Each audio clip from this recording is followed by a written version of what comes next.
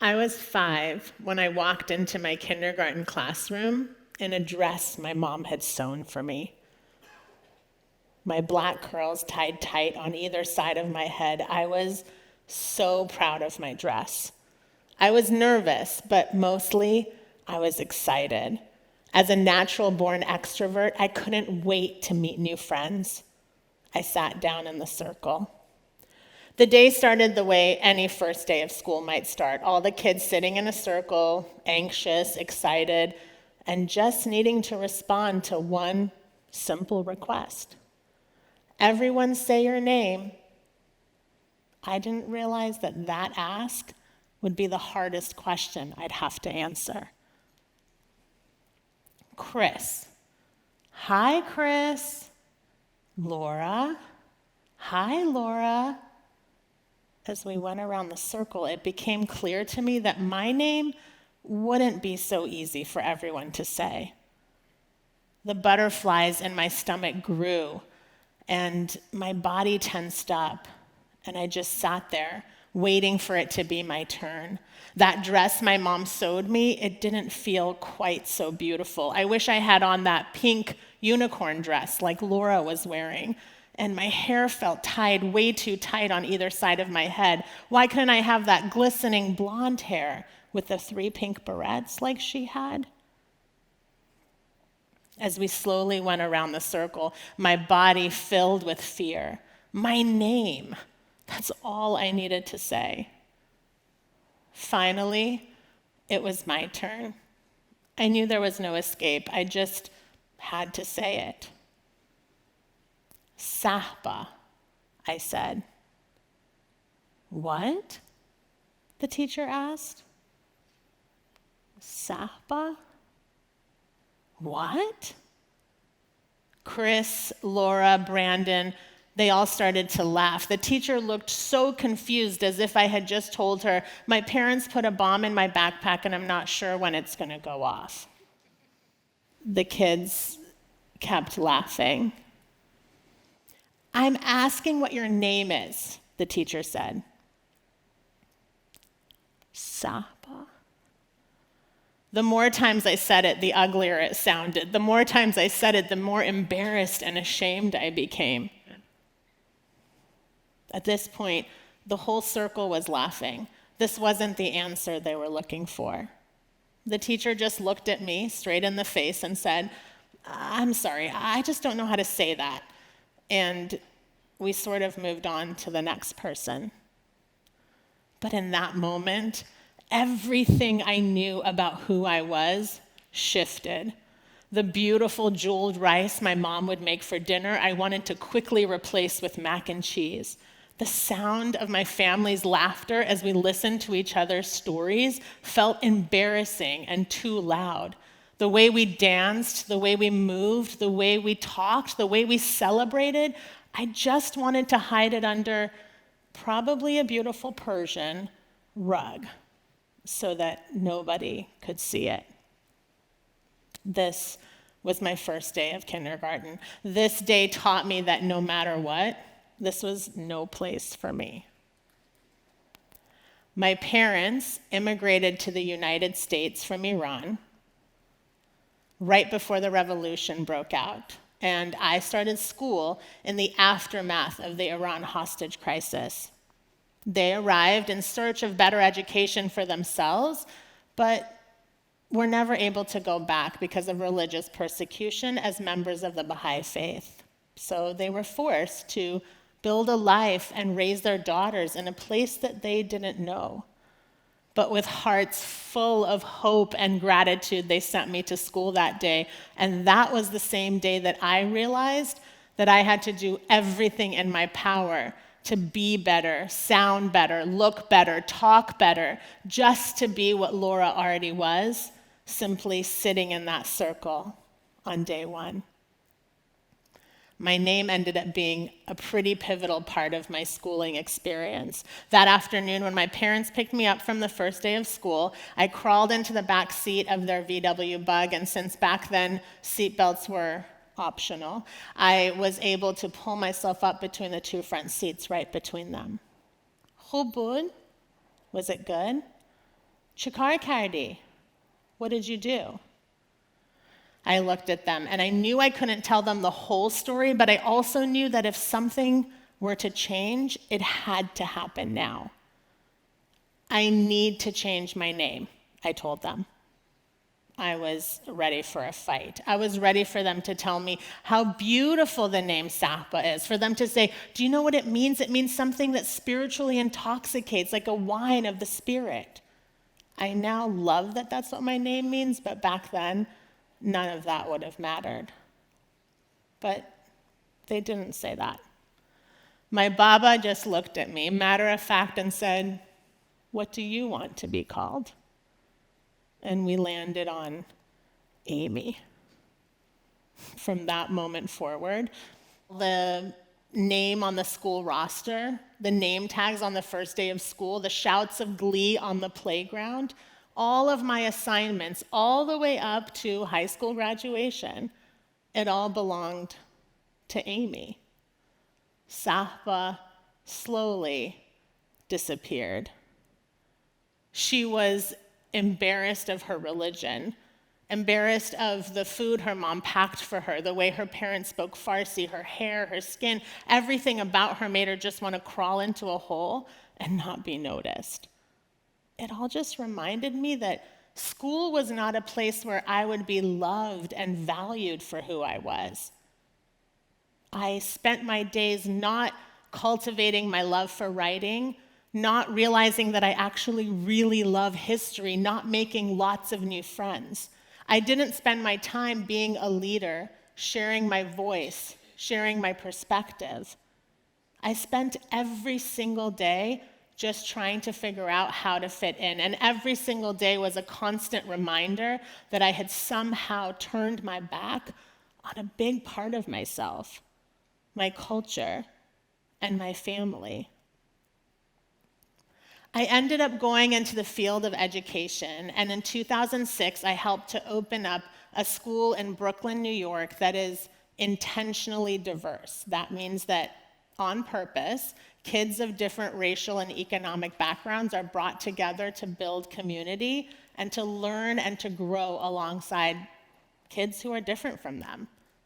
It's a school that prioritizes kids seeing each other as human beings.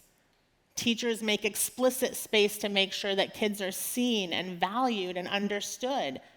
It's a really magical place. And I started off teaching kindergarten of all things. All of a sudden, I was in charge of creating the kinds of spaces that I wish had been made for me when I was younger. And I learned more in those first few years of teaching kindergarten than I have in my entire life. And after a few years, I became the director of community development. It was so cool. I got to think about what it means to authentically build community across lines of difference. What does it mean to really listen to each other rather than other one another? And then what does that mean for kids, for classroom communities, for curriculum, for how families are engaged, for teacher development? I got to think about this and learn about this. But I still stayed super tied to those kindergarten classrooms. I loved those classrooms. One year, my colleagues who were teaching kindergarten at the time came to me and said, listen, we're talking to the kids about representation. We're asking them who do they see or not see in the movies and the TV shows that they watch. And especially thinking about skin color, religion, culture, family makeup. And as part of their research, we want them to talk to other adults and ask them about their experience growing up. Would you be willing to come in and be interviewed by the kindergartners? A few days later, I found myself in front of a sea of eager kindergarten faces, their eyes just looking at me, expectant. And they started asking me questions. Can you tell us a little about your family? Of course, I said, and I regaled them with the stories of my family, the stories I wished I'd been able to tell Laura, Chris, and Brandon that day in my own kindergarten class. Then they said, did you ever see anyone who looked like you or your family in the TV shows or the movies that you watched? I wasn't expecting to get emotional. Actually, I said, I never did. I never saw myself represented. I never saw anyone who looked like my family, talked like we did, ate food like ours, had a religion like ours. I never saw that. One child raised her hand. How did that make you feel? Oh man, I thought, this is better than the time and money that I've spent in therapy to unpack this pain.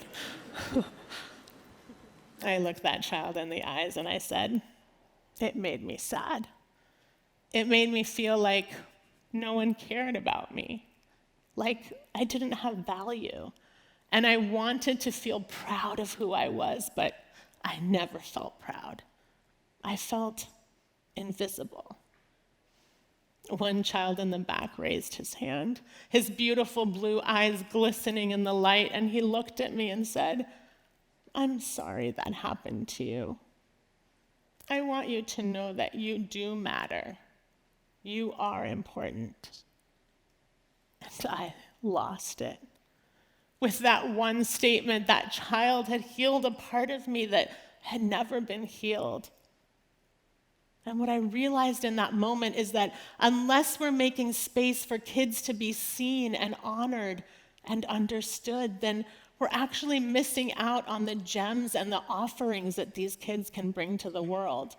These are the lessons that kids can teach us if we give them the space to do so. Today, I have the honor of working with schools and organizations on practices that help us to see the humanity in one another. This seems so simple, yet it's so complex. Research shows that children who are confident that they are valued and seen by their teachers and peers are able to engage more fully in learning.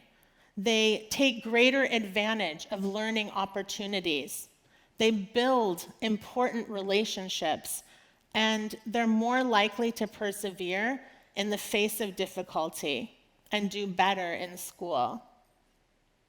A few years ago, my team and I developed what we call the Tree of Love. It's a way to visualize or actualize how we build communities of love in seemingly small ways. Schools and organizations will come to us wanting to have goals and outcomes that they want to achieve, but when we peel back the layers, what starts to emerge more and more is that what we're having the hardest time with is actually just learning how to connect with each other and see each other as human.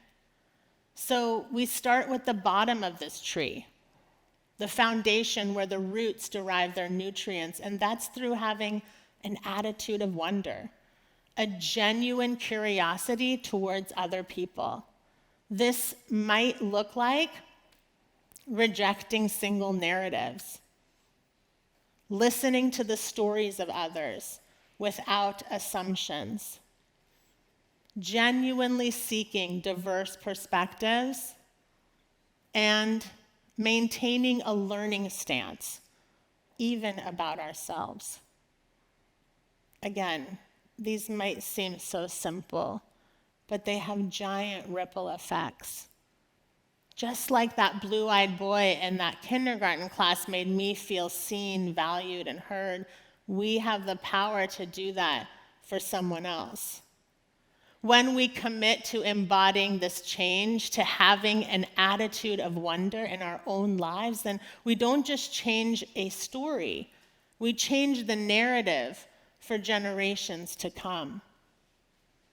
The forces of modern society are pushing us farther away from each other. We're made to believe that we don't need one another to survive, but that couldn't be farther from the truth. The various elements of the Tree of Love have latent in them the society-building power of community and of seeing the nobility in one another.